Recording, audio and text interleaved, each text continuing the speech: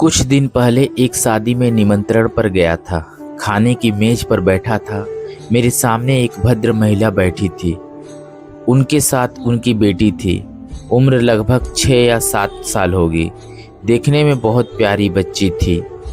Menu card मेज पर रखकर बच्ची उसे पढ़ रही थी। पुलाव है देखकर वह बहुत खुश हुई। उसे पुलाव खाना बहुत पसंद है। यह बात वह बार बार अपनी माँ को बता रही थी। अचानक मेरी नज़र बच्ची के हाथों पर पड़ी। कलाई से लेकर उंगलियों तक का हिस्सा दोनों हाथों में नहीं था। देखकर मन कुछ उदास हो गया। इतनी प्यारी सी बच्ची और उसके साथ ऐसा। लेकिन उसकी बातचीत और व्यवहार देखकर समझ गया कि शारीरिक कमी उसे बिल्कुल भी हरा नहीं पाई है। वह बिल्कुल बाकी बच्चों की तरह सामान्य और खुशमिजाज थी। खैर, खाना चल रहा था। बच्ची की माँ उसे खाना खिला रही थी और खुद भी खा रही थी। बच्ची भी बड़े आनंद में खाना खा रही थी। उसकी तरह तरह की बातें सुनकर तब तक सभी का ध्यान उसकी ओर आकर्षित हो चुका था। अचानक पास वाली मेज से एक महिला ने पूछा, क्या आपकी बेटी जन्म से ही विकलांग है? हाँ, जन्म से ही। उफ, आपको कितनी तकलीफ होती होगी ना। एक विकलांग बच्चे के साथ पूरी जिंदगी। महिला अपनी बात पूरी कर पाती उससे पहले ही बच्ची की माँ बोल उठी, मुझे तो कोई तकलीफ नहीं है। मैं तो माँ हूँ। माँ के भले ही 2 हाथ हो, लेकिन माँ 10 हाथों से भी सब कुछ संभाल सकती है। बल्कि मैं तो बहुत खुश हूँ। मेरी बेटी के हाथ नहीं है तो क्या हुआ, भगवान ने उसे तो 2 मजबूत और स्वस्थ पैर तो दिए हैं।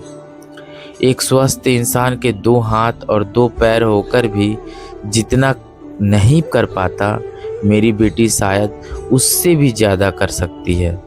वह पैरों से चित्र बना सकती है, पैरों से लिख सकती है। मुझे उम्मीद है कि भविष्य में वह और भी बहुत कुछ कर पाएगी। अभी तो वह सिर्फ 6 साल की है। क्या ऐसी कोई चीज़ है जो बेटियां नहीं कर सकती? बेटियां तो माँ का ही रूप होती है। वे हर बाधा को पीछे छोड़कर जीवन में सब कुछ जीत सकती है। आप लोग बस आशीर्वाद दीजिए कि मेरी बेटी जीवन में आगे बढ़ती रहे। और जानते हैं, मुझे अपनी बेटी पर बहुत गर्व है। उसी के वजह से तो मुझे माँ कहलाने का सौभाग्य मिला है। उसी ने मुझे मेरे मातृत्व का जन्म दिया है। इसलिए मुझे उसके लिए अपना सब कुछ लगाकर प्रयास करना ही होगा।